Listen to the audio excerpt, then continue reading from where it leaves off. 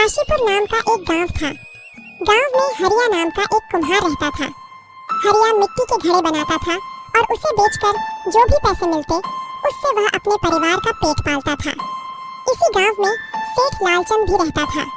वह सेठ गांव के भोले भाले लोगों को थोड़ा सा कर्ज देकर उनसे ज्यादा ब्याज वसूल करता था। हरिया ने भी अपनी बेटी की शादी के लिए उससे कर्ज लिया था और घड़ों को बेचकर आए पैसों से वह सेठ से लिए कर्ज को धीरे धीरे उतार रहा था। लेकिन सेठ लालचंद की नीयत खराब थी। वह धीरे धीरे करके ब्याज की रकम को बढ़ाता जा रहा था। ऐसे ही एक दिन जब हरिया सेठ लालचंद को ब्याज की रकम देने जाता है। अरे ये क्या बस 700 रुपए?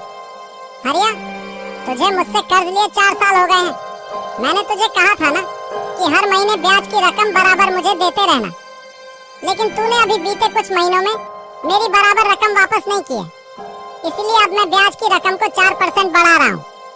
पर सेठ जी, आपने अभी पिछले 2 महीने पहले ही तो 2% ब्याज बढ़ाया था। हाँ बढ़ाया था, लेकिन मुझे नहीं पता था कि तुम मेरे पैसे देने में इतना टाइम लगा देगा। इसलिए अब से ब्याज की रकम हर दूसरे महीने में बढ़ेगी। इस बार तो मैं ये 708 रुपए रख रहा हूँ, लेकिन अब से अगले महीने से तुझे हर महीने 900 रुपए मुझे देने होंगे। पर सेठ जी, ऐसे तो मेरे घर का खर्चा चलाना भी बहुत मुश्किल हो जाएगा। मैं बहुत मुश्किल से पैसे जोड़ जोड़ कर आपको देता हूँ। देख हरिया, ये सब मैं नहीं जानता 900 रुपए देने हैं, मतलब देने हैं, वरना तेरा जो घर है ना वो मुझे जबरदस्ती हथियाना पड़ेगा। या तो तू मुझे मेरे पैसे हर महीने देता रहियो या फिर अपना घर। ठीक है सेठ जी, मैं आपको हर महीने ब्याज की रकम देता रहूंगा, पर आप घर लेने की बात ना करें। एक ही तो छत है हमारे पास, अगर वह भी आप ले लेंगे तो हम कहाँ जाएंगे? हरिया चुपचाप घर वापस आ जाता है और घर आकर फिर से घड़े बनाने लगता है।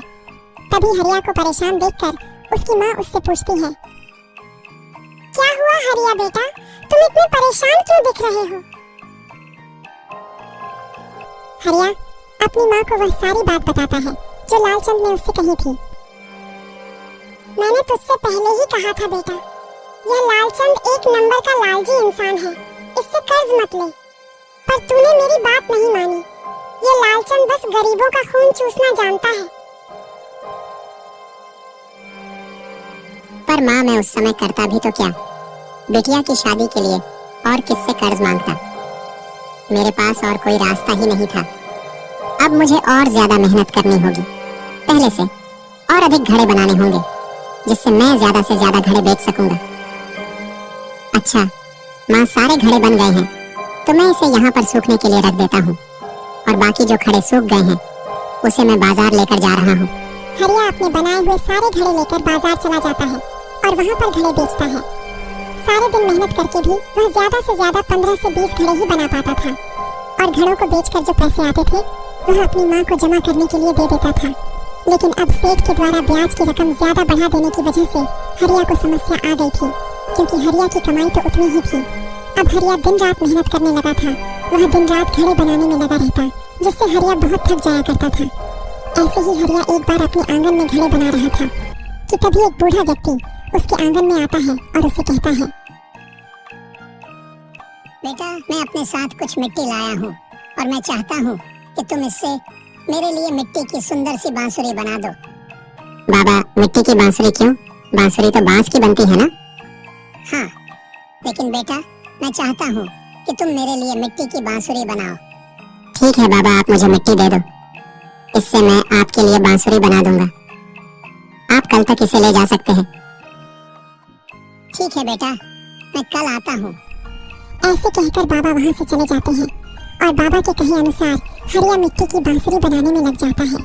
थोड़ी ही देर में बहुत ही सुंदर सी मिट्टी की बांसुरी बनकर तैयार हो जाती है। हरिया उस पर गोल्डन रंग का कलर कर देता है, जिससे वह बांसुरी बहुत ही सुंदर लगने लगती है। अगले दिन बाबा अपनी मिट्टी की बांसुरी लेने आते हैं। बाबा, ये लो, आपकी मिट्टी की बांसुरी बनकर तैयार हो गई है। बाबा उस बांसुरी को देखकर बहुत खुश होते हैं और बाबा हरिया से कहते हैं, यह बांसुरी तुम रखो और मुझे यह घड़ा दे दो। बाबा, पर आपने तो मिट्टी की बांसुरी बनवाई थी, फिर आप इसे क्यों नहीं ले रहे? वह बेटा, मुझे जिस काम के लिए मिट्टी की बांसुरी चाहिए थी, अब मुझे इसकी जरूरत नहीं है। मुझे इस मिट्टी के घड़े की जरूरत है, तो मुझे यह मिट्टी का घड़ा दे दो। हरिया बाबा को मिट्टी का घड़ा दे देता है और बांसुरी रख लेता है। बाबा के जाने के बाद हरिया फिर अपने घड़ों के बारे में सोचने लगता है। वह बहुत परेशान था।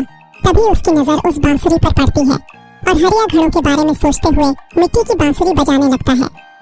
बांसुरी में से बहुत ही मधुर धुन निकल रही थी।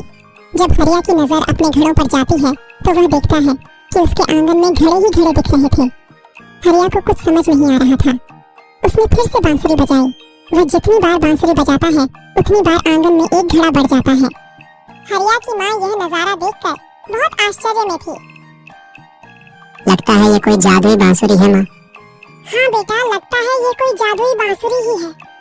और वह बाबा भी कोई जादूगर या कोई महान गायनी होंगे जिसने हमारी मदद की है। आज हरिया के पास बहुत सारे घड़े थे।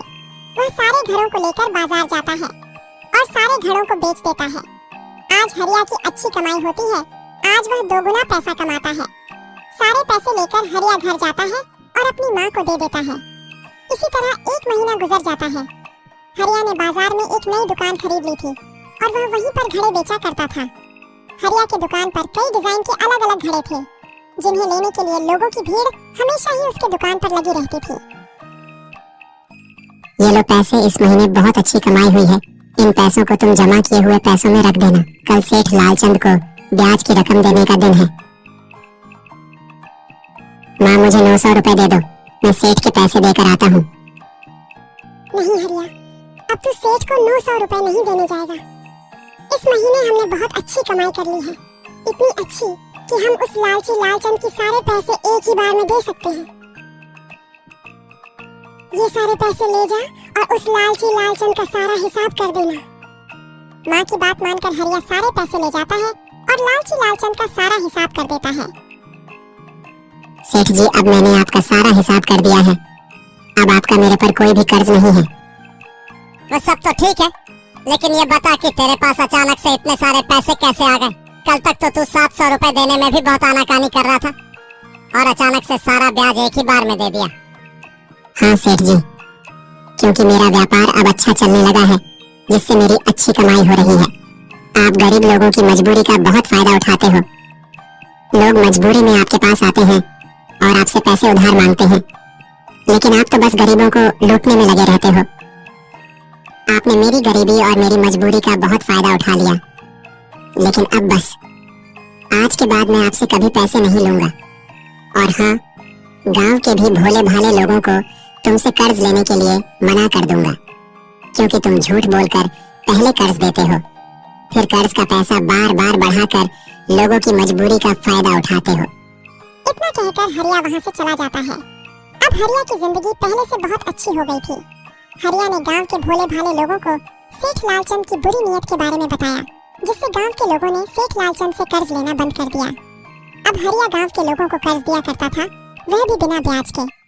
गांव के लोग भी बहुत खुश थे, क्योंकि उन्हें अब कर्ज को भरने के लिए ब्याज नहीं देना पड़ता था। इस तरह वह बाबा के दिए जादुई बांसुरी ने केवल हरिया की जिंदगी को ही नहीं बदला, बल्कि गांव की हर लोगों की जिंदगी को बदल दिया।